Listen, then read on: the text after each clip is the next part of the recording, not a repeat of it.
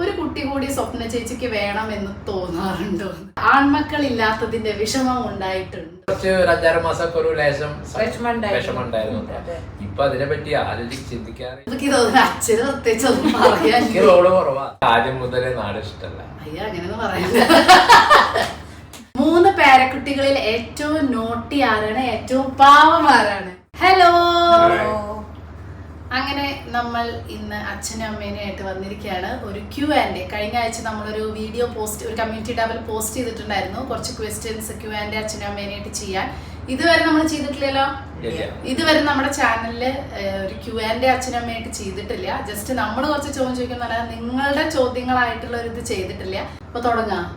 Prepare ചെയ്തിട്ടൊന്നുമില്ല, അങ്ങനെ ചോദിക്കുകയാണ്. അപ്പോഴല്ലേ ആ ഒരു ഓൺ ദ സ്പോട്ട് സംഭവം കിട്ടുള്ളൂ. അല്ലാതെ പ്രിപ്പയർ ചെയ്ത് ശേഷം ഇവരും ക്വസ്റ്റ്യൻസ് ഒക്കെ കണ്ടിട്ടുണ്ട് അല്ലേ?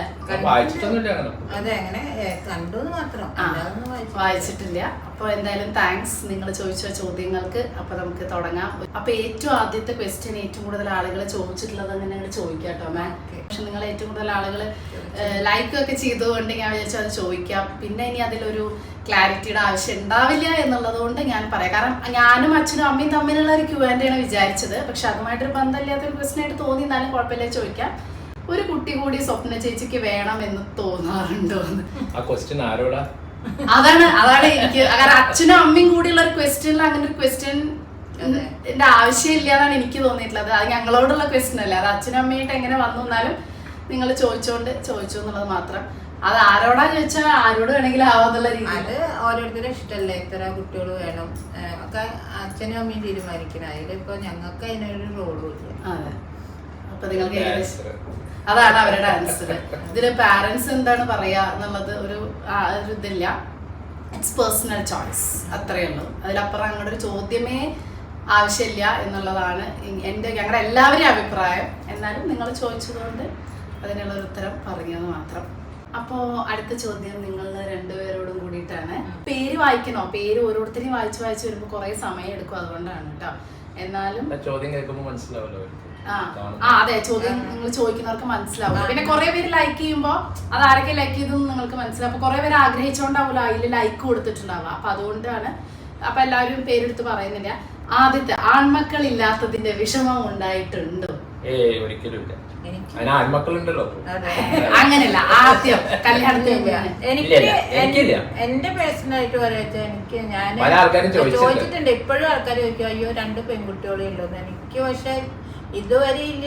പണ്ട് എന്താ പറയാ പ്രസവിച്ച് 2ാമത് ഗീതുവിനെ പ്രസവിച്ചപ്പോഴും കുറെ ആൾക്കാർ ചോദിച്ചു അയ്യോ 2ാമത്തെ പെൺകുട്ടിയാ. പക്ഷെ ഞാന് ഒരിക്കലും വിചാരിച്ചിട്ടില്ല എനിക്കൊരു ആൺകുട്ടി വേണമെന്ന്. അത് ചിന്തിച്ചിട്ടേ ഇല്ല. എന്ത് കുട്ടികളായാലും ആരോഗ്യം ആയുസ്സായിട്ട് ഇരിക്കുക, നല്ല കുട്ടികളായിട്ട് വളരുക, അത്രേ ഉള്ളൂ. അതിപ്പോ ആൺകുട്ടിയായിട്ട് കാര്യമില്ലല്ലോ, നല്ല കുട്ടിയല്ലെങ്കിൽ പോയില്ലേ. അപ്പൊ ആണായാലും പെണ്ണായാലും ഒക്കെ നമ്മളെ യോഗം പോലെയാണ്. നോക്കാൻ ഇഷ്ടമുള്ളവർ നോക്കും, അല്ലാത്തവർ അങ്ങനെയാണ് ചിലവർ ചിന്തിക്കുന്നത്. ആൺകുട്ടി ഉണ്ടെങ്കിൽ നോക്കും, അതില്ല. അതൊക്കെ നമ്മളെ തലയിൽ എന്താ ഇരിക്കുന്ന വെച്ചാൽ അതേമാതിരി ഉണ്ടാവും. അടുത്തത് ഒരേ ആളെന്നെ ചോദിച്ചിരിക്കുന്ന കേട്ടോ. ഇപ്പോൾ മക്കളെ ഉപദേശിക്കാറുണ്ടോ? ഉപദേശിക്കാറുണ്ട് കേട്ടോ. ചില കാര്യങ്ങൾക്കൊക്കെ ഉപദേശിക്കും. അതെ, അത് പെൺകുട്ടികളായോണ്ടാവാം നമുക്ക് ഉപദേശിക്കാൻ തോന്നുന്നത്. ആൺകുട്ടികളെ ഒരു പ്രായം കഴിഞ്ഞാൽ നമ്മൾ ഉപദേശിക്കല് വളരെ കുറവാകുന്ന എനിക്ക് തോന്നുന്നത്. എനിക്കറിയില്ല, ആൺകുട്ടികളുള്ളവർക്ക് ഇപ്പൊ അതിനെ പറ്റി അറിയുള്ളൂ. പെൺകുട്ടികളെ ചില കാര്യങ്ങൾക്കൊക്കെ നന്നായി ഞാൻ ഉപദേശിക്കാറുണ്ട് കേട്ടോ. ചില കാര്യങ്ങൾ പറഞ്ഞു കൊടുക്കും. ഇങ്ങനെ ചെയ്താലേ നന്നാവുള്ളൂ, ഇങ്ങനെ ചെയ്യണം എന്നൊക്കെ പറഞ്ഞു കൊടുക്കാറുണ്ട്. ഇനി മക്കൾ ദൂരെ ആയതിൽ വിഷമമുണ്ടോ? ഇവര് ഫുൾ ടൈം അത് നിങ്ങൾക്ക് ചാനൽ കണ്ടറിയില്ല. ഇവരെപ്പോഴും അവിടുന്ന് വന്ന് പോകുമ്പോ 2 ദിവസം വിഷമമുണ്ടാവും. പക്ഷെ ഇന്ത്യയിൽ തന്നെ ആയോണ്ടേ അതൊരു വലിയ കാര്യം. അപ്പൊ പുറമെ പോവാൻ ഇപ്പൊ വിസ അല്ലെങ്കിൽ ഇപ്പൊ പോവാൻ പറ്റാത്ത സ്ഥലങ്ങളൊക്കെ അല്ലേ എപ്പോഴും ഇങ്ങനെ കൊണ്ടുപോയി. ഇതിപ്പോ ഓൾവേസ് എപ്പോ വേണമെങ്കിലും നിക്കാം. ഇവരധികവും ഈ പറഞ്ഞ പോലെ ബാംഗ്ലൂര്, ബോംബെയില് ബാംഗ്ലൂര്. ഞങ്ങൾക്ക് എപ്പോഴും കാണണം തോന്നിയേ അപ്പൊ ഞങ്ങൾ ഇങ്ങോട്ട് വരും. ചിലപ്പോ അവരറിയും കൂടി ഉണ്ടാവില്ല ഞങ്ങള് വരും. ഇപ്പൊ മിത്തു വെക്കേഷൻ ആണ്, ഒറ്റയ്ക്ക് ഇരിക്കാൻ വയ്യ, കാരണം ഞങ്ങൾക്ക് നാട്ടിൽ പോകാൻ പറ്റില്ല എന്നുള്ളൊരു സിറ്റുവേഷൻ വന്നോണ്ട് അച്ഛനമ്മ ഇങ്ങോട്ട് വന്നു. കാരണം നമുക്ക് എപ്പോഴും ഇന്ത്യയിലായ കാരണം കേട്ടോ. അല്ലെങ്കിൽ നമുക്ക് പോവാൻ ആഗ്രഹിക്കാനേ പറ്റുള്ളൂ, പോവാൻ പറ്റില്ലല്ലോ. അതിപ്പോ ഇന്ത്യയിലായോണ്ട് അത് തന്നെ നല്ലൊരു സൗകര്യം. ഇനി മക്കളിൽ ആരായിരുന്നു കുറുമ്പത്തി? ഞാനാണോ ഗീതു ആണോ? പറഞ്ഞ പോലെ ഒന്നുമില്ല. കുറുമ്പ പറഞ്ഞ ഗീതു ആണ് കുറുമ്പത്തി പറയാൻ പറ്റില്ല, പക്ഷെ അടി മുഴുവൻ സ്വപ്നക്കാ കിട്ടും കേട്ടോ. അവളാണ് എന്തെങ്കിലുമൊക്കെ കാണിച്ചു ഗീതു എല്ലാ കള്ളത്തിനും ഒപ്പിക്കും, പക്ഷെ അടി മുഴുവൻ കിട്ടും. പക്ഷെ എന്നാലും ഞങ്ങൾ അങ്ങനെ വികൃതി, ഞാനും ഗീതു തമ്മിൽ തല്ലുകൂടിയിട്ടേ ഇല്ല കേട്ടോ. വികൃതി കാണിക്കില്ല. സിസ്റ്റേഴ്സ് തമ്മിൽ ഭയങ്കര തല്ലൂട്ടാ. ഞാനും ഗീതു തമ്മില് ടിൻസ് മാതിരിയാണ്, അധികം ഒരു വയസ്സിന് വ്യത്യാസമല്ലോ. അതുകൊണ്ട് കാര്യങ്ങളും ടിൻസിന് നടക്കണ മാതിരി വരെ ലൈഫിൽ ഇതുവരെ നടക്കുന്നുണ്ട്. നല്ല കാര്യങ്ങളായാലും ആദ്യം സ്വപ്നയ്ക്ക് വന്നു വെച്ചാൽ അതേമാതിരിയാവും ഗീതുവിന് കുറച്ച് ദിവസം കഴിഞ്ഞാൽ വരിക. അത് ഞാൻ എപ്പോഴും ശ്രദ്ധിച്ചിട്ടുണ്ട്. അപ്പൊ അങ്ങനെ അല്ലാതെ അങ്ങനെ കുറുമ്പെന്ന് പറഞ്ഞിട്ട് അങ്ങനെ അടി കിട്ടിയിട്ടുണ്ട് കേട്ടോ സ്വപ്നയ്ക്ക് നല്ലോണം. ഗീതുവിനേക്കാളും അടി കിട്ടിയിരിക്കുന്ന സ്വപ്നയ്ക്ക്. അച്ഛ അടിച്ചിട്ടേ ഇല്ല. ഞങ്ങള് രണ്ടാളും കൂടി അമ്മ അടിക്കണേന് ഞങ്ങൾ രണ്ടുപേരും ഒരു സെറ്റ് ആവും. പക്ഷെ ഞങ്ങള് രണ്ടുപേരും തമ്മിൽ അങ്ങനെ തല്ലു കൂടിയിട്ടില്ല എന്നാണ് എനിക്ക് തോന്നുന്നത് അല്ലെ. എന്റെ ഓർമ്മയില് ഞാൻ ഇതൊന്നും തമ്മിൽ തല്ലു കൂടിയിട്ടില്ല. ഇത് ചിരിക്കുക, ഇത് രാവ് സന്തോഷായി.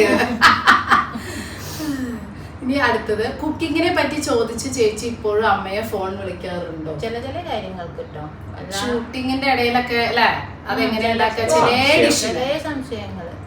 അല്ലാതെ ഉണ്ടാക്കുന്ന ഫുഡിനെ പറ്റിയിട്ടല്ല. നമുക്ക് നമ്മൾ ഉണ്ടാക്കുന്ന ട്രഡീഷണൽ ഫുഡുകളെ പറ്റിയിട്ട് ചിലപ്പോ നമ്മൾ തന്നെ പറഞ്ഞു കൊടുക്കണ്ടേ, അങ്ങനെയുള്ള ചില ചില കാര്യങ്ങൾ ചോദിക്കുന്നല്ലാതെ. ഇനി അടുത്ത അമ്മയ്ക്ക് ഭയങ്കരമായിട്ട് ഇതുള്ള ഇത് എനിക്ക് തോന്നുന്നു അച്ഛന് പ്രത്യേകിച്ച് ഒന്നും പറയാൻ അമ്മ മതിയായിരുന്നു അത്. അച്ഛാവരും അച്ഛൻ ഇതിപ്പോ അമ്മയോടുള്ളതാട്ടോ. അടുത്തത്, വുഡ് ലൈക്ക് ടു, അതായത് ഞങ്ങൾ രണ്ടുപേര് അച്ഛന്റെ പ്രസൻസ് ഇല്ലാതല്ലേ അമ്മ വളർത്തിയത്. അച്ഛൻ ഗൾഫിലായിരുന്നല്ലോ, അപ്പൊ അച്ഛൻ ഉണ്ടായിരുന്നില്ല. അപ്പൊ എന്തൊക്കെ ചലഞ്ചസ് ആണ് ഫേസ് ചെയ്തത് രണ്ട് പെൺകുട്ടിയോടെ വളർത്താൻ എന്നുള്ളത്. ഇതെനിക്ക് തോന്നുന്നു ഒരു ടോപ്പിക് ആയിട്ട് തന്നെ ഇടേണ്ടതാണ് അല്ലേ. ഇത് സ്വപ്നാസ് ഫുഡ് വേൾഡിലെ അമ്മയുടെ അച്ഛൻ്റെ ചാനലില് ഒരു ദിവസം, അല്ല ഇതെന്തായാലും ഇപ്പൊ ഒന്ന് പറഞ്ഞോളൂ, കുറെ നേരമല്ലേ, കാരണം നമുക്ക് സമയം പരിധി ഉണ്ടാവും. പക്ഷെ ഇതൊരു ഫുൾ ടോപ്പിക് ആയിട്ട് നമുക്ക് ശരിക്കും ഇടേണ്ടതാണ് അമ്മേനെ വെച്ചിട്ട് എനിക്ക് തോന്നുന്നു. നല്ലൊരു ക്വസ്റ്റ്യൻ ആട്ടോ. അത് ചലഞ്ച് എന്ന് പറഞ്ഞാൽ കുറച്ച് ഉറക്കെ പറഞ്ഞോളൂ. ചലഞ്ച് എന്ന് പറഞ്ഞിട്ടുണ്ടെങ്കിൽ കുറെ ചലഞ്ചുകൾ ഉണ്ടായിട്ടുണ്ട്. അതൊക്കെ നമ്മൾ ജീവിതത്തിൽ ഉണ്ടാവുന്നതല്ലേ. എന്താ വെച്ചാൽ നമ്മൾ പറയുന്നത് ശരിയെന്ന് വിചാരിക്കുക ആദ്യം. പിന്നെ മറ്റുള്ളവർ പറയുന്ന നല്ല കാര്യങ്ങൾ കേൾക്കുക. എല്ലാതും കേട്ടിട്ടുണ്ടെങ്കിൽ നമ്മുടെ ലൈഫിൽ ഒന്നും ചെയ്യാൻ പറ്റില്ല. അതാണ് ഞാനിതുവരെ മനസ്സിലാക്കിയിരിക്കുന്നത് കേട്ടോ. പിന്നെ കുട്ടികളെ വളർത്തുക എന്ന് പറഞ്ഞാൽ അവർക്ക് എല്ലാ ഫ്രീഡവും കൊടുത്തിരുന്നു, പിടിച്ചു വെച്ചിരുന്നില്ല. പക്ഷെ നമ്മളൊരു കൺട്രോൾ വേണം. നമ്മളെവിടെ പോകണം, എന്തൊക്കെയാണ് ചെയ്യുന്നത് ഒക്കെ നമ്മൾ അന്വേഷിക്കണം, അത്രയേ ഉള്ളൂ. പിന്നെയൊക്കെ നമ്മൾ ദൈവത്തിൽ നല്ല നമ്മൾ ഏത് ദൈവത്തിലാണ് വിശ്വസിക്കുന്നത് അതിൽ വിശ്വസിക്കുക. ഇപ്പോൾ വീട്ടുകാരെ സപ്പോർട്ട്, സുരേട്ടൻ്റെ വീട്ടുകാരൊക്കെ അടുത്തുണ്ടായിരുന്നു. എന്താവശ്യത്തിന് അവരുണ്ടാവും. എൻ്റെ വീട്ടുകാരായാലും അതെ, എന്താവശ്യത്തിനുണ്ടാവും. അപ്പോൾ അതിനൊരു പ്രശ്നങ്ങളൊന്നും ഉണ്ടായിരുന്നില്ല കേട്ടോ. അപ്പോൾ അവർക്ക് എവിടേക്ക് പോകണമെങ്കിലും സുരേട്ടൻ്റെ ഏട്ടനൊക്കെ വീട്ടിലുള്ള കാരണം എനിക്ക് അതിനൊന്നും ഒരു ബുദ്ധിമുട്ടുണ്ടായിരുന്നില്ല.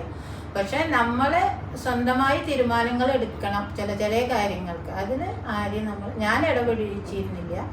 എൻ്റെ ഇഷ്ടങ്ങൾ എനിക്കിഷ്ടമാണ് തോന്നുന്നത് മാത്രം എല്ലാം സുരേട്ടനോട് ചോദിച്ചിട്ടേ ചെയ്യാറുള്ളൂ. എന്ത് ചെറിയ ചെറിയ കാര്യങ്ങളായാലും സുരേട്ടൻ്റെ അഭിപ്രായം ചോദിച്ചിട്ടേ ചെയ്യുള്ളൂ. അപ്പോൾ നമുക്കൊരു ടെൻഷൻ ഉണ്ടായിരുന്നില്ല, അത്രയേ ഉള്ളൂ. അല്ലാതെ അതൊരു വലിയൊരു സംഭവമൊന്നുമില്ല പെൺകുട്ടികളെ വളർത്തുക എന്നുള്ളതൊന്നും. അത് നമ്മൾ ശ്രദ്ധിക്കണം എന്ന് മാത്രം, കുട്ടികളെ. അതാണായാലും പെണ്ണായാലും ശ്രദ്ധിക്കണ്ടേ, അത്രയേ ഉള്ളൂ. അല്ല പക്ഷെ കുറെ കാര്യങ്ങളൊക്കെ ഒറ്റയ്ക്കല്ലേ, എല്ലാം അമ്മ എല്ലാം ഒറ്റയ്ക്കാ ചെയ്തിരുന്നത്. അതെ അതെ, ബാങ്ക് മുതല് സ്കൂള് മുതല് എല്ലാ കാര്യങ്ങളും ഞാൻ ഒറ്റയ്ക്ക് ചെയ്തു. ഇപ്പൊ അമ്മക്ക് അച്ഛൻ റിട്ടയർ ആയി വന്നതിന്റെ ശേഷം അമ്മക്ക് ATM പോയി എങ്ങനെയാണ് ഒറ്റയ്ക്ക് ബസ്സിൽ പോകാനും കൂടെ ആ അവസ്ഥയെന്ന് പറയാം. അതെ, ഇവരൊക്കെ പഠിച്ചിരുന്നത് ഒരു 26 കിലോമീറ്റർ പോയിട്ടാണ് കേട്ടോ സ്കൂളിൽ പോയിരുന്നു. അപ്പോൾ ഗീതൊക്കെ പറയും. അപ്പോൾ അവൾക്ക് MC ഒക്കെ പഠിക്കുമ്പോൾ ഒരു ഇന്റർവ്യൂ നടത്തിയപ്പോൾ അവർ ചോദിച്ചപ്പോൾ അവൾ പറഞ്ഞത്ര ഞാൻ 4ാം ക്ലാസ് മുതൽ 26 കിലോമീറ്റർ പോയിട്ടാണ് പഠിച്ചിരുന്നത്. അപ്പോൾ ലൈൻ ബസ്സിൽ 2-3 ബസ് മാറി കയറണം. കുറേ ടെൻഷനുകൾ അനുഭവിച്ചിട്ടുണ്ട്. അതൊക്കെ ഈ ഗ്രാമങ്ങളിൽ ദുബായിലുള്ള ഭർത്താക്കന്മാരെ ഭാര്യമാർക്കൊക്കെ പറഞ്ഞാൽ മനസ്സിലാവും ആ കാര്യങ്ങളൊക്കെ. അപ്പോൾ ഇന്നൊക്കെ ടെക്നോളജി വലുതായി, നമുക്കൊരു ഫോണുണ്ട്. അന്ന് അതൊന്നുമില്ല. പിന്നെ നമ്മള് ഇടി മഴയത്തൊക്കെ ചിലപ്പോ വൈകുന്നു. പിന്നെ നമ്മളാണെങ്കിൽ ഇതില് സ്കൗട്ട്സ് ഗൈഡ്സ് ടൂറ് ഇതൊക്കെ ചെയ്ത് ചിലപ്പോ വൈകിട്ട് 6 മണി 6:30 ആവും. നമ്മുടെ നാട്ടിലൊക്കെ ആ സമയം ആ കാലത്തൊക്കെ 5 മണിക്ക് ശേഷം പെൺകുട്ടികൾ ഇപ്പൊ അന്നൊക്കെ സ്കൂൾ ബസ് അന്നൊക്കെ ഞങ്ങൾക്ക് 1 കിലോമീറ്റർ പോയല്ലാതെ ബസ് പോലും ഇല്ല. അങ്ങനെയായിരുന്നു. അങ്ങനത്തെ ഒരു സ്ഥലമായിരുന്നു. ഒരു ശരിക്കും അതൊക്കെ കൊറേ അങ്ങനെയൊക്കെ നമ്മൾ ജീവിച്ചോണ്ടാവാം നമുക്ക് ഇപ്പൊ അതിനൊന്നും ഒരു എന്താ ഒരു ടെൻഷൻ ഒന്നും തോന്നില്ല. പക്ഷെ കുട്ടികളെ നല്ല ശ്രദ്ധിക്കണം. ഇപ്പൊ അങ്ങനെ ഒന്നും ഉണ്ടാവില്ല കേട്ടോ. ഇപ്പൊക്കെ നമുക്ക് എല്ലാം പെട്ടെന്ന് അറിയാലോ. അടുത്ത ക്വസ്റ്റ്യൻ, അമ്മയ്ക്കും അച്ഛനും ബോംബെ ലൈഫാണോ ബാംഗ്ലൂർ ലൈഫാണോ കൂടുതൽ കംഫർട്ടബിൾ ഇഷ്ടം? അത് പറയുകയാണെങ്കിൽ ഇപ്പൊ രണ്ടും ഇഷ്ടമാണ്. പക്ഷെ എനിക്ക് മുന്നേ മുതലേ ബോംബെ ഇഷ്ടം. കാരണം ഞാൻ ഇവിടെ അവളുടെ കല്യാണം കഴിയുന്നതിന്റെ മുമ്പേ ഞാൻ ബോംബെയിലുണ്ടായിരുന്നു. അച്ഛൻ എന്താ വെച്ചാല് ബോംബെ എനിക്ക് അറിയണേക്കാൾ കൂടുതൽ അച്ഛൻ അറിയാം അല്ലെ. പിന്നെ ബോംബെയിലത്തെ നമ്മൾക്ക് സൗകര്യങ്ങൾ യാത്ര ചെയ്യാനും ആ ഒരു ഇതല്ല. അല്ലാതെ പിന്നെ കാലാവസ്ഥ ലേശം ബാംഗ്ലൂരിലത്തെ ഞങ്ങൾക്ക് പറ്റുന്നില്ല. പിന്നെ ബാംഗ്ലൂർ എന്ന് പറഞ്ഞാൽ നമ്മള് കാറായിട്ട് തന്നെ പുറത്തിറങ്ങണം. ഇവിടെ പിന്നെ എല്ലാ അതാണ് ഏറ്റവും ഇഷ്ടം. അച്ഛൻ എന്താ വെച്ചാല് കറങ്ങാൻ ഇഷ്ടമുള്ള ആളുകളാണ് അച്ഛനും അമ്മയും. ഫുൾ കറക്കാണ്. അപ്പൊ രാവിലെ നീച്ച് ട്രെയിൻ പിടിച്ച് മെട്രോ പിടിച്ച് ട്രെയിൻ പിടിച്ച് വരുമ്പോ അവര് ഒറ്റയ്ക്ക് ഇപ്പൊ രമേശേട്ടന്റെ ആവശ്യമില്ല, എന്റെ ആവശ്യമില്ല, ആരും ആവശ്യമില്ല. പിന്നെ അച്ഛൻ പണ്ട് മുതലേ ബോംബെയിൽ ഉണ്ടായിരുന്നോണ്ട് അല്ലെ, എനിക്ക് നല്ല ഓർമ്മയുണ്ട്. കല്യാണത്തിന് മുന്നേ തന്നെ അച്ഛനാണ് ഡ്രസ്സുകളൊക്കെ എടുത്ത് ബോംബെയിൽ അച്ഛൻ എപ്പോഴും ഷിപ്പിന്റെ ഇതായ കാരണം ബോംബെയിൽ എപ്പോഴും സ്ഥിരമാണ്. അപ്പൊ അച്ഛന് ഞങ്ങളെക്കാൾ കൂടുതൽ ബോംബെയിലെ സ്ഥലം അറിയാം. അപ്പൊ അതുകൊണ്ട് അവർക്ക് എപ്പോഴും പറയും ബോംബെയാണ് നല്ലത്. കാരണം ഒരു ട്രെയിൻ പിടിച്ച് പോവാം, ഒരു ഓട്ടോറിക്ഷ പിടിച്ച് പോവാം. പിന്നെ വൈകുന്നേരം ആയ രണ്ടുപേരും ഇറങ്ങി നടന്ന് എപ്പോഴാ വരും. പക്ഷെ ബാംഗ്ലൂർ അത്രയ്ക്കുള്ള ഒരു സ്ട്രീറ്റ് ഫുഡ് കഴിക്കാൻ വണ്ടി വേണം. പിന്നെ ഓട്ടോറിക്ഷ ആണെങ്കിലും ഭയങ്കര ചാർജും പിന്നെ കന്നഡ ഭാഷ അല്ലെ, അങ്ങനെ കുറെ ബസ്സിൽ പോകണം. പിന്നെ ട്രാഫിക്, അവിടെ ആരും ട്രാഫിക് കാരണം റോഡിലേക്ക് ഇറങ്ങില്ല. പിന്നെ താമസിക്കുന്നിടത്ത് എല്ലാ സൗകര്യങ്ങളുണ്ട്. അങ്ങനെ ഒരു സൊസൈറ്റി ആയതുകൊണ്ട് അവിടെ അടിപൊളിയാണ്. ഒരു പാർക്കും എല്ലാം ഉണ്ടല്ലോ, വലിയ ഇതാവും ടൗൺഷിപ്പ് പോലെ അല്ലേ. അപ്പൊ അതിൻ്റെ ഉള്ള സൗകര്യം ഉണ്ട്. പക്ഷെ ഇവര് പണ്ട് മുതലേ സ്വപ്ന ചേച്ചിയുടെ 2 പോസിറ്റീവ് ആൻഡ് 2 നെഗറ്റീവ് പറയാമോ? അച്ഛനത് പറയാന്നില്ല.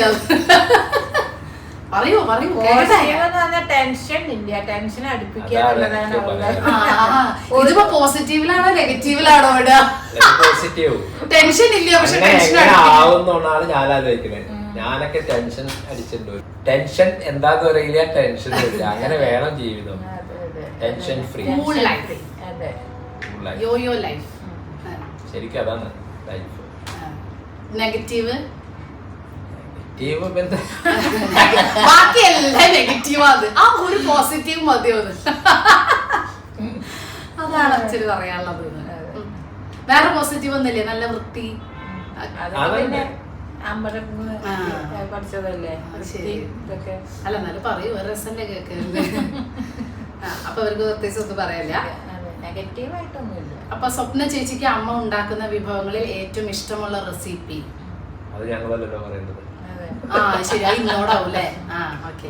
അതൊക്കെ എല്ലാം ഇഷ്ടം. ഞാൻ പറയാല്ലേ, നാടൻ ഫുഡുകളാണ് എനിക്ക് ഏറ്റവും ഇഷ്ടം. മീൻ കറി, ചോറ്, മീൻ കൂട്ടാൻ. ഏതാ ഇഷ്ടമല്ലാത്ത? ആ സത്യമാണ്, എല്ലാം ഇഷ്ടമാണ്. അത് വേറെ കാര്യം. പക്ഷെ ബിരിയാണി എനിക്ക് കൂടുതൽ, ഞാൻ എപ്പോഴും പറയാറുണ്ട്, എനിക്ക് പുറത്തത്തെ ബിരിയാണിയേക്കാളും ഇഷ്ടം വീട്ടിലുണ്ടാക്കുന്ന ബിരിയാണിയാണ്. അമ്മ ഉണ്ടാക്കുന്ന ബിരിയാണിയാണ് കൂടുതൽ ഇഷ്ടം. ഇനി സ്വപ്ന ചേച്ചിയുടെ ജീവിതത്തിൽ നടക്കണമെന്ന് ഏറ്റവും ആഗ്രഹിക്കുന്ന ഒരു കാര്യം? അങ്ങനെ ഒരു കാര്യം എല്ലാം നടക്കുന്നുണ്ട്.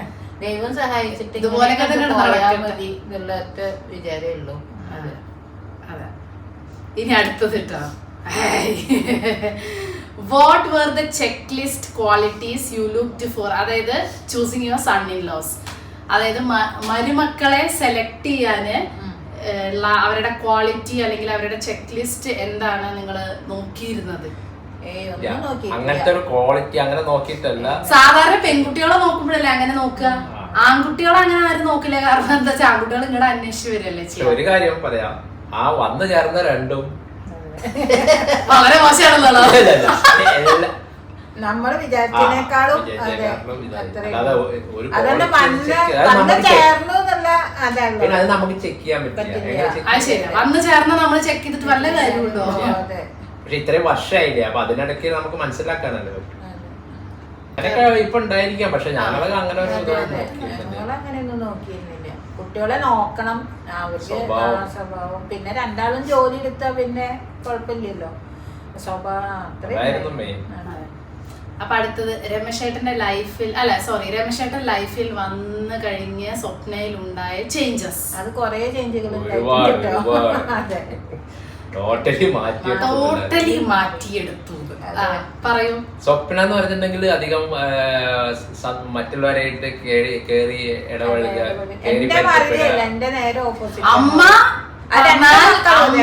അമ്മയുടെ പോലെയല്ല ഞങ്ങള് രണ്ടുപേരും. അമ്മ എന്ന് പറഞ്ഞാല് ഇപ്പൊ ബോംബെയിലാണെങ്കിലും ബാംഗ്ലൂരാണെങ്കിലും ഒരു 2 ദിവസം ഇവിടെ വന്ന അമ്മയ്ക്ക് ഒരു 10 ഫ്രണ്ട്സ് ഉണ്ടാവും. ഞങ്ങൾ 5 കൊല്ലം നിന്നാലേ ഞങ്ങൾക്ക് ഒരു ഫ്രണ്ടിനെ കിട്ടാൻ നല്ല പണിയാണ്. അമ്മയ്ക്ക് ഭാഷ എന്നൊരു വിഷയമേ അല്ല. അമ്മ എല്ലാവരോടും കേറി വർത്താനം പറയും. ഞങ്ങള് നേരെ തിരിച്ചാണ്. അങ്ങനെ കേറി സംസാരിച്ചിരുന്നില്ല, പക്ഷെ ഇപ്പൊ ഭയങ്കര വ്യത്യാസം വന്നിട്ടുണ്ട്. സ്വപ്ന ഒരു 0 50 ആയിട്ടുണ്ട്. ഇത് പിന്നെ ആരെയും പരിചയപ്പെട്ടതാണ് സംസാരിച്ചിരുന്നു. അല്ലെങ്കിൽ വീട്ടിലൊക്കെ പണ്ടും ആര് വന്നാലും കുട്ടികളൊക്കെ പുറത്തേക്ക് പോലെ സംസാരിക്കും. പക്ഷെ ഞാൻ പറയുന്നത് ഒരാളെ അറ്റാക്ക് ചെയ്തിട്ട് സംസാരിച്ചിരുന്നില്ല. പക്ഷെ ഇപ്പൊ അതല്ല കേട്ടോ, ഇപ്പൊ കുറച്ചല്ല, ഇപ്പൊ നമ്മളൊന്നും മിണ്ടണ്ട, അവള് പറഞ്ഞോളൂ ബാക്കി.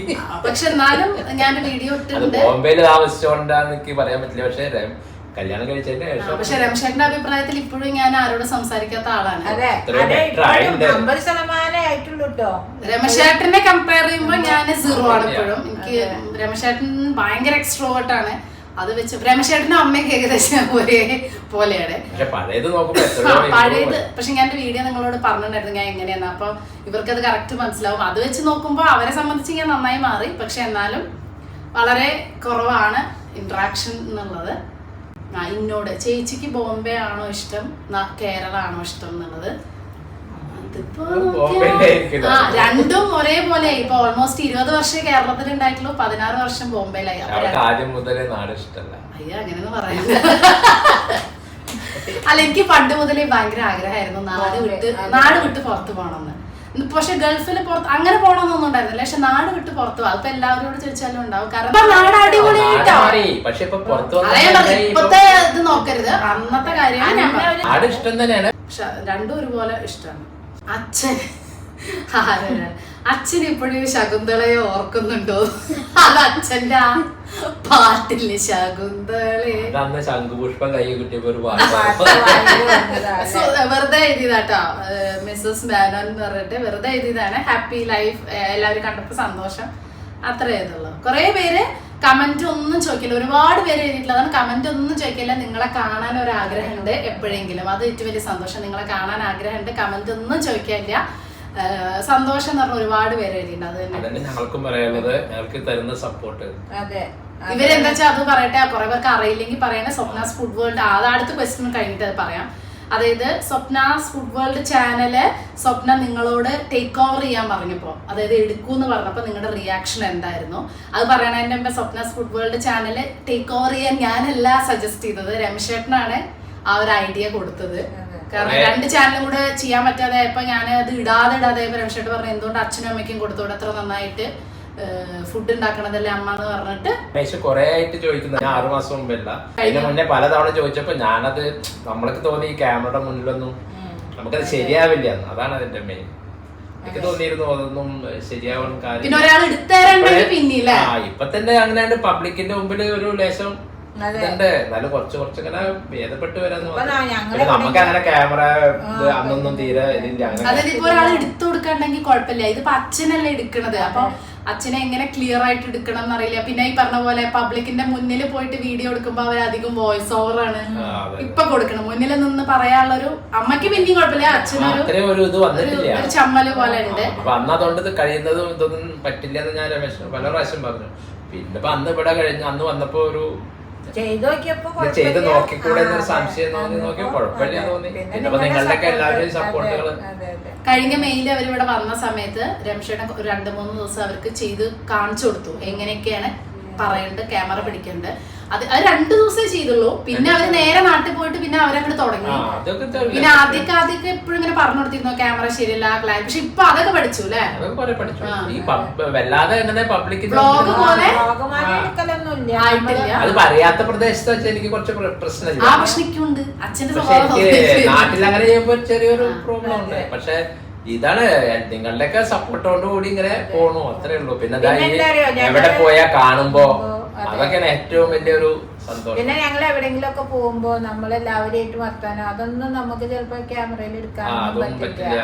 ചിലപ്പോ നമുക്ക് ക്യാമറയായിട്ട് യൂസ് ചെയ്യാൻ പറ്റുന്നുണ്ടാവില്ല.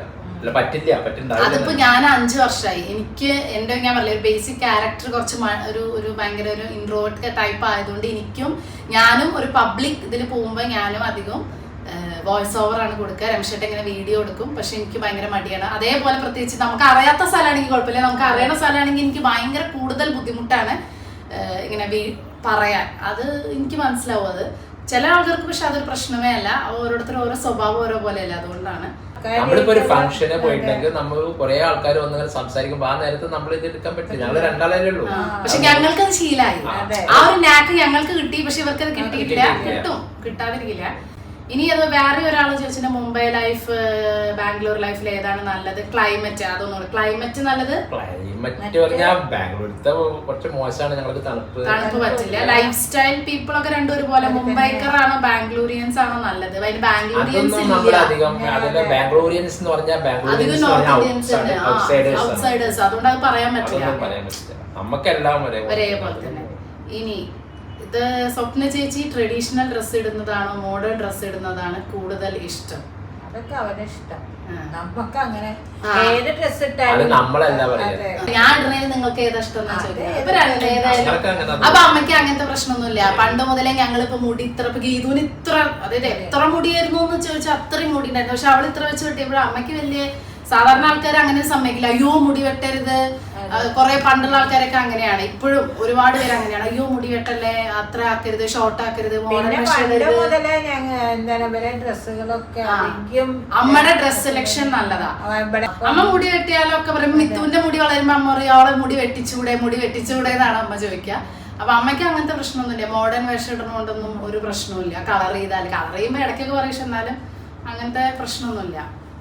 അതുകൊണ്ട് ഞങ്ങൾക്ക് അങ്ങനത്തെ ഇതൊന്നും അറിയില്ല. അയ്യോ അങ്ങനെ മുടി അങ്ങനെയൊക്കെ നടക്കണം, ട്രഡീഷണൽ ആയി നടക്കണം, അങ്ങനെ ഉണ്ട് ഇങ്ങനെ ഉണ്ട്. അതൊന്നും ഞാനും ഗീതു ഞങ്ങൾക്ക് 2 ഇതായിട്ട് തോന്നിയിട്ടില്ല. ഇവൻ മിത്തുവിന്റെ കാര്യത്തിലായാലും തോന്നാത്തത് അതുകൊണ്ടായിരിക്കും ചിലപ്പം. അച്ഛനും അമ്മയും കൂടി ഒരു ഫോറിൻ ട്രിപ്പ് പോകാമോ? അമ്മയ്ക്ക് പോകാൻ ഒരുപാട് ആഗ്രഹമുള്ള സ്ഥലത്തേക്ക് ആ ട്രാവൽ വ്ലോഗ് ഞങ്ങൾക്ക് കാണുകയും ചെയ്യാം. എന്ത് പറയുന്നു? നല്ല ഐഡിയ അല്ലേ? പക്ഷെ നിങ്ങൾ ഇതുവരെ പോയ ഫോറിൻ ട്രിപ്പുകൾ ഏതൊക്കെയാണ്? സിംഗപ്പൂര്, മലേഷ്യ, ദുബായ്, ഇവര് കൊറേ സ്ഥലങ്ങൾ പോയിട്ടുള്ളതാണ്. പിന്നെ നേപ്പാള്, കാശ്മീർ മാത്രമേ, കാശ്മീരിന്റെ ഒരു ഭാഗം, ജമ്മു കണ്ടു. ഇവര് ട്രാവലിംഗ് ഭയങ്കര ഇഷ്ടമുള്ള ആളുകളാണ്. ഇന്ത്യയിലെ ഒരുവിധം എല്ലാ സ്ഥലവും കണ്ടു. എല്ലാ അമ്പലം, വൈഷ്ണവോ ദേവി വരെ കണ്ടു. പിന്നെ നേപ്പാള് പോയി. ഞങ്ങൾ ചെറിയ കുട്ടിയാകുമ്പോഴും അച്ഛൻ എപ്പോഴും ലീവിൽ വന്നാലും ഞങ്ങളെ സ്ഥലം കാണാൻ കൊണ്ടുപോകും.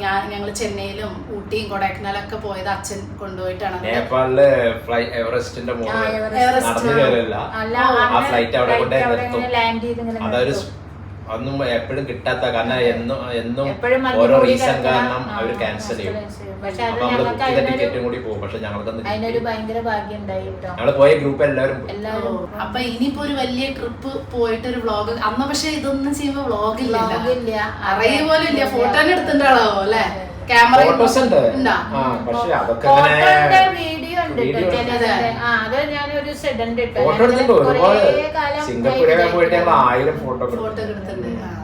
അപ്പൊ ഇനി ഒരു വലിയ ട്രിപ്പിന്റെ വ്ളോഗ് ഒക്കെ ഒന്ന് എടുക്കട്ടെ. പറയാൻ പറ്റില്ല, ചിലപ്പോ വ്ളോഗ് ഒക്കെ എടുക്കാനുള്ള ചാൻസ് ഒക്കെ ഉണ്ടാവും. ഒന്നും പറയാൻ പറ്റില്ല. പിന്നെ അമ്മയോട് സ്വപ്ന ചേച്ചിയുടെ കുക്കിംഗ് എങ്ങനെയുണ്ട്? കുക്കിംഗ് ഒക്കെ നല്ലതാ, നന്നായി ചെയ്യും. സ്വപ്ന ചേച്ചി നാട്ടിൽ വരുമ്പോൾ നിങ്ങളുടെ കൂടെയൊക്കെ ടൈം സ്പെൻഡ് ചെയ്യാൻ കിട്ടാറുണ്ടോ? കിട്ടാറുണ്ട്. ഇപ്പൊ 2 വർഷം കൊറോണ ആയിട്ട് കിട്ടി. മറ്റത് ഒരു 15 ദിവസമൊക്കെ ഉണ്ടാവുമ്പോ 2-3 ദിവസമൊക്കെ ഉണ്ടാവും. എന്നാലും അതുകൊണ്ട് അവര് അധികം ഇങ്ങോട്ട് വരില്ല. അപ്പൊ അതിനെ കുറച്ച് അധികം നേരം വെക്കാലോ. മക്കൾ അടുത്തുണ്ടായിരുന്നെങ്കിൽ എന്ന് തോന്നിയ സിറ്റുവേഷൻ? ഇതുവരെ അങ്ങനെയൊന്നും ഉണ്ടാവണമെന്നുള്ള സിറ്റുവേഷനിലൊക്കെ അവര് വരാറുണ്ട്. അപ്പൊ പിന്നെ നമുക്ക് എന്താ അങ്ങനെ ഒരു സിറ്റുവേഷൻ ഒന്നും തോന്നിയിട്ടില്ല. അതെ. ആഫ്റ്റർ മാരേജ് സ്വപ്ന ചേച്ചിയിൽ ഉണ്ടായ ഒരു നല്ല ക്വാളിറ്റി, അത് പറഞ്ഞ പോലെ ആൾക്കാരായിട്ട് മിങ്കിൾ ചെയ്യലായിരിക്കും. പിന്നെ അത് ചോദിച്ച കുറെയൊക്കെ ചോദ്യങ്ങൾ നമ്മൾ ഓൾറെഡി ഉത്തരം പറഞ്ഞിട്ടുണ്ട്. ഏത് ടൈപ്പ് ഫുഡ് ഉണ്ടാക്കുമ്പോഴാണ് നാട്ടിലുണ്ടായിരുന്നെങ്കിൽ എന്നൊക്കെ. പക്ഷെ അങ്ങനെയൊന്നും തോന്നാറില്ല കേട്ടോ. എല്ലാ ഫുഡുകളും രണ്ടാളും ഉണ്ടാക്കും. അതായത് ഇപ്പൊ നാട്ടിലൊരു ഫുഡ് ഉണ്ടാക്കുമ്പോ അങ്ങനെ ഭയങ്കര നൊസ്റ്റ, അയ്യോ ഉണ്ടായിരുന്നെങ്കിൽ. അതൊക്കെ പണ്ട് ആയിരുന്നല്ലേ, ഒന്നും കിട്ടാത്ത സമയങ്ങൾ. ഇപ്പൊ എല്ലാ ലോകം മുഴുവൻ നമ്മുടെ നാട്ടിലുള്ള എല്ലാ. പിന്നെ എനിക്ക് കഴിക്കണം തോന്നിയ ഫുഡ് ഞാൻ ഉണ്ടാക്കി കഴിക്കും. എനിക്ക് അങ്ങനെ അയ്യോ അമ്മ വന്നിട്ട് ഉണ്ടാക്കിക്കണം, അച്ഛൻ വന്നിട്ട് അങ്ങനെയൊന്നുമില്ല. എനിക്ക് എന്താണോ കഴിക്കാൻ. ഞങ്ങളിങ്ങനെ പറയട്ടോ, ചക്ക വറുക്കുക അല്ലെങ്കിൽ മാങ്ങ ഉണ്ടാവുമ്പോ ഭയങ്കര ഇഷ്ടമാണ് കുട്ടികൾക്ക്. അങ്ങനെ പറയും. പക്ഷെ അതില് വരുമ്പോ കൊണ്ടുവരും. പക്ഷെ അങ്ങനത്തെ സമയത്ത് അല്ലാതെ ഭക്ഷണം മറ്റേ ഭക്ഷണം ഞങ്ങൾക്കാണെങ്കിൽ അങ്ങനെ വിഷമം തോന്നില്ല. അയ്യോ ഞങ്ങളില്ലാതെ അവരുണ്ടാക്കിയല്ലോ, അങ്ങനെയും തോന്നാറില്ല. അങ്ങനെ ഉത്സവമൊക്കെ ആവുമ്പോ നമുക്ക് അന്നൊക്കെ ഒരു പ്രത്യേകതയാണ്. അപ്പൊ ഈ കുട്ടികള് വിത്തൊന്നും കണ്ടിട്ട് തന്നെ അതൊക്കെ അങ്ങനത്തെ സമയങ്ങളിലൊന്ന് അവരുണ്ടെങ്കിൽ നല്ല രസമായിരുന്നു. അത് പിന്നെ പോവാൻ വിചാരിച്ചതായിരുന്നു ഞങ്ങള് പ്രസ്തുത പൂരത്തിന്. പക്ഷെ പറയും സ്വപ്നയ്ക്ക് നല്ല ഇഷ്ടമാണ്, ഗീതു നല്ല ഇഷ്ടമാണ്. ഇനി അടുത്ത ക്വസ്റ്റ്യൻ എന്ന് പറഞ്ഞാല് ഇന്നത്തെ ഒരു ലൈഫ് സ്റ്റൈൽ വെച്ച് ഫാമിലി റിലേഷൻഷിപ്പ് ഇത്രയും ഭംഗിയായി സ്വപ്ന എങ്ങനെ കൊണ്ടുപോകുന്നു? എല്ലാ ഫാമിലി മെമ്പേഴ്സുമായിട്ട് എല്ലാവരും എങ്ങനെയാണ് സ്നേഹവും സന്തോഷവുമായിട്ടൊക്കെ ഷെയർ ചെയ്യാൻ കഴിയുന്നത്? ടിപ്സ് പറയൂ. അത് വളരെ ജെന്യുവിൻ ആയിട്ട് ആൻസർ പറയണം. അത് ഇന്നോടാണോ? ഇതിലിപ്പോ കൺഫ്യൂഷൻ ആയി. ഇതിൽ ഏതാണ് ഇന്നോട് ചോദിക്കുന്നത്, ഏതാണ് എന്നോടാണോ ചോദിക്കണേ? ആ അപ്പൊ സ്വപ്ന ഇടപഴകുന്ന പോലെ അതെ, നമ്മളെല്ലാവരോടും ഒരുപോലെ പെരുമാറുക. ഗീവ് റെസ്പെക്ട് ആൻഡ് ടേക്ക് അല്ലെ, ടേക്ക് റെസ്പെക്ട് എന്നാണ്. നമ്മളോട് ഇങ്ങോട്ട് എങ്ങനെ പെരുമാറണോ അതുപോലെ നമ്മൾ തിരിച്ചു അങ്ങോട്ട് പെരുമാറുക. അത്രേ ഉള്ളൂ പരിപാടി. വേറെ സിമ്പിൾ ടിപ്സ് ആണ്. നമ്മളോട് ഇങ്ങോട്ട് പെരുമാറുന്ന പോലെ നമ്മൾ തിരിച്ചു അങ്ങോട്ട് പെരുമാറിയാൽ മതി. അത്രേ ഉള്ളൂ പരിപാടി. അപ്പൊ പിന്നെ സ്വപ്ന ആളുകളെ പോളിഷ് ചെയ്ത് സംസാരിക്കാൻ ഇഷ്ടപ്പെടുന്ന ആളാണോ അതോ ബോൾഡായ അഭിപ്രായങ്ങൾ എവിടെയും തുറന്നു പറയുന്ന ആളാണോ? പോളിഷ് ചെയ്ത് സംസാരിക്കുന്ന ആളെ അല്ല ഞാൻ. അങ്ങനെ അഭിപ്രായങ്ങൾ അങ്ങനെ ഇല്ല, അങ്ങനെ ബോൾഡായിട്ട് അങ്ങനെ ഇപ്പൊ പിന്നെയും പഠിച്ചു പോകുന്നു. പക്ഷെ ഞാൻ അങ്ങനെ ബോൾഡായിട്ട് അങ്ങനെ പറയുന്ന ആളല്ല ശരിക്കും. പോളിഷ് ഇല്ലേ, ക്യാമറയുടെ മുന്നിലും പിന്നിലും ഒരേപോലെ തന്നെ അല്ലേ. പോളിഷ് ചെയ്ത് സംസാരിക്കാൻ അറിയില്ല എന്നുള്ളത് ഒരു പ്രശ്നമാണ് ആക്ച്വലി. കുറച്ച് പോളിഷ് ചെയ്ത് സംസാരിക്കാൻ അറിയുമ്പോ ആളുകൾക്ക് നമ്മളെ കൂടുതൽ ഇഷ്ടപ്പെടും.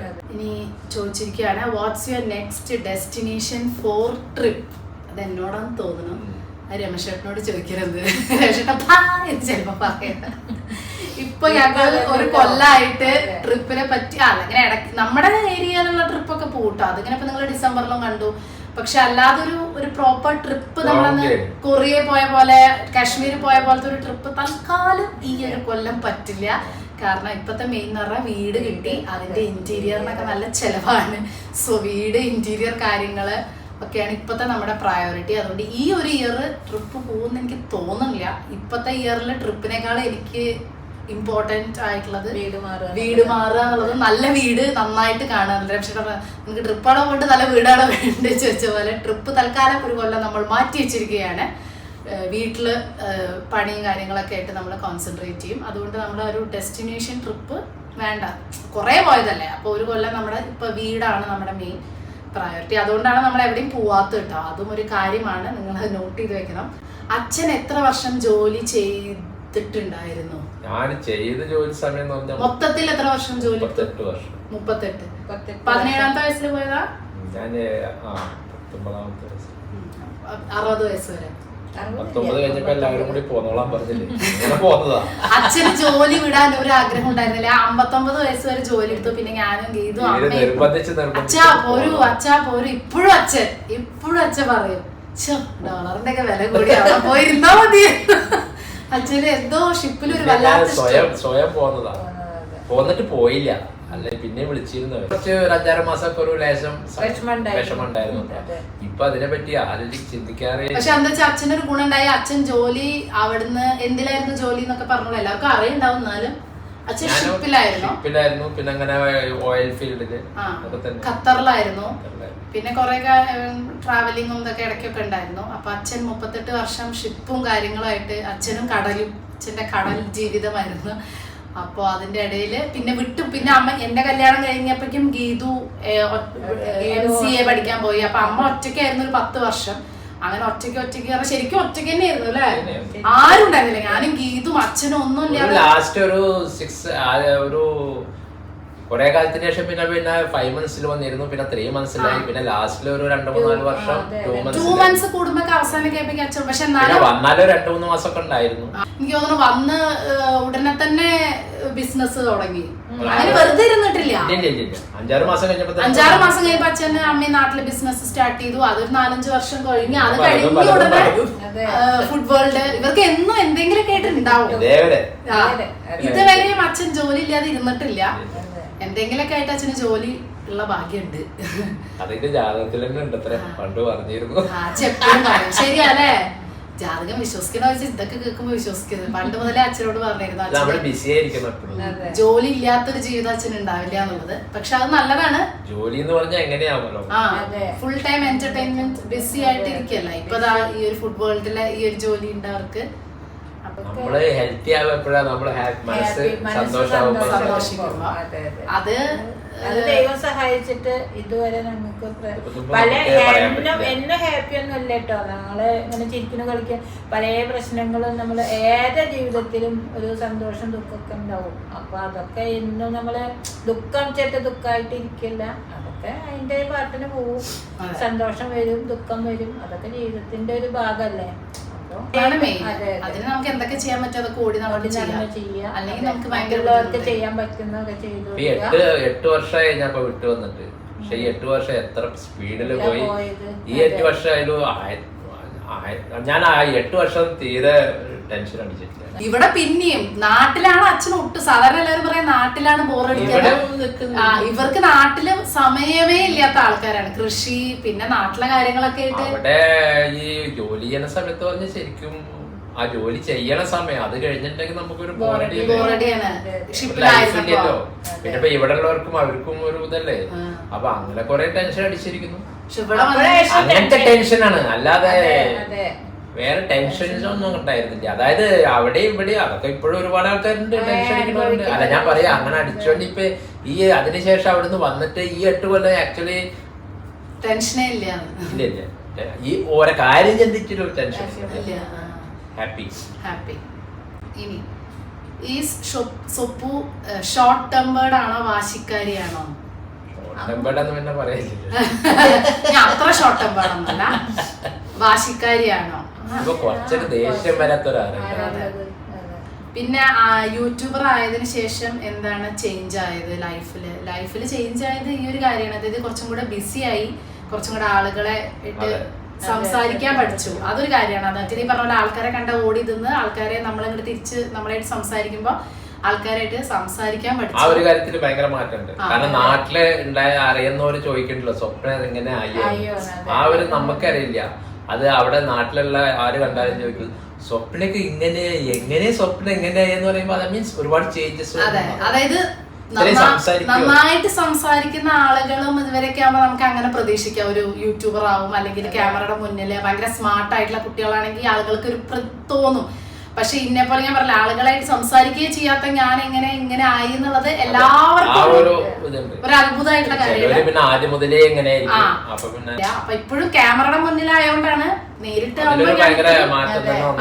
അത് ഒരുപാട് മാറ്റം എനിക്ക് യൂട്യൂബർ ആയതിനു ശേഷം വന്നിട്ടുള്ള ഒരേ ഒരു മാറ്റം അതാണ്. എന്നാലും being a YouTuber has her lifestyle adapted or compromise to perform in front of camera on daily vlogs.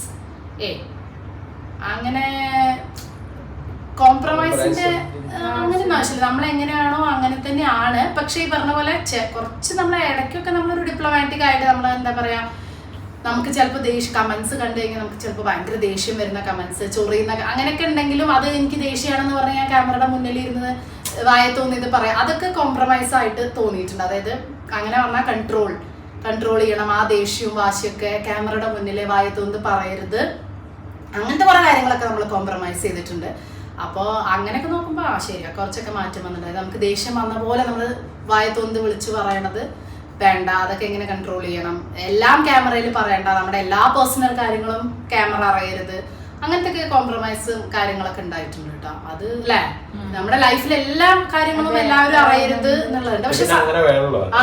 പക്ഷെ സന്തോഷമുള്ള കാര്യങ്ങളൊക്കെ എല്ലാവരെയും അറിയിക്കുക, പോസിറ്റീവായിട്ടുള്ള കാര്യങ്ങളൊക്കെ അറിയിക്കുക. നെഗറ്റിവിറ്റി വെറുതെ അപ്പൊ പിന്നെ നിങ്ങൾക്കും സന്തോഷിക്കാൻ, മറ്റൊരാളുടെ നെഗറ്റീവാണുള്ള ആളുകൾക്ക് കൂടുതൽ സന്തോഷം തരുന്നത്, അത് എന്തായാലും വേണ്ട. അങ്ങനെ കുറച്ച് കാര്യങ്ങൾ കോംപ്രമൈസ് ചെയ്തിട്ടുണ്ടെന്നല്ലാതെ പൊതുവെ നല്ല രീതിയാണ് യൂട്യൂബ് ഉണ്ടാക്കിയിട്ടുള്ളത്. 3 പേരക്കുട്ടികളിൽ ഏറ്റവും നോട്ടി ആരാണ്, ഏറ്റവും പാവം ആരാണ്? അതിപ്പോ ചെറുതായിരിക്കും, നോട്ടി. അത് പ്രായം അത്രയല്ല,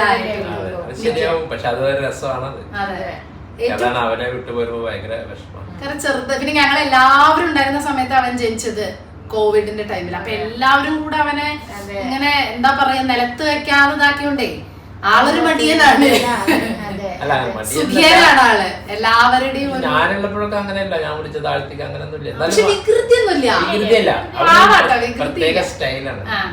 എല്ലാവരും ഉണ്ട്, എല്ലാവരും അവന്റെ ഷോ ഒക്കെ കാണുന്നുണ്ട് എന്നുള്ള ഒരു ഷോ കാണിക്കല്. അത്രേ. ഏറ്റവും പാവയ്ക്ക് തോന്നുന്നു മാധവാണ് ഏറ്റവും പാവം. അവൻ ഭയങ്കര അവൻ ഒരു പാവം കുട്ടിയാണ്. മറ്റുള്ള കുട്ടികളുടെ ഇടയിൽ അവനൊരു പാവമാണ്. ഞാൻ പലപ്പോഴും പറയും അങ്ങനെ പാവാവരുത്, കാരണം ഞങ്ങള് പാവാണ്. മിത്തു അങ്ങനെയല്ല, മിത്തു സ്മാർട്ടാണ്. മിത്തുന്റെ കാര്യങ്ങൾക്കെല്ലാം കാര്യങ്ങൾക്കെല്ലാം തുറന്നു പറയും. അതിന് ആരായാലും അവളുടെ കാര്യം ചെയ്തിട്ടേ പറയും. ആള് ഭയങ്കര ആ കാര്യത്തിൽ അവൾ എന്നെ പോലെയല്ല.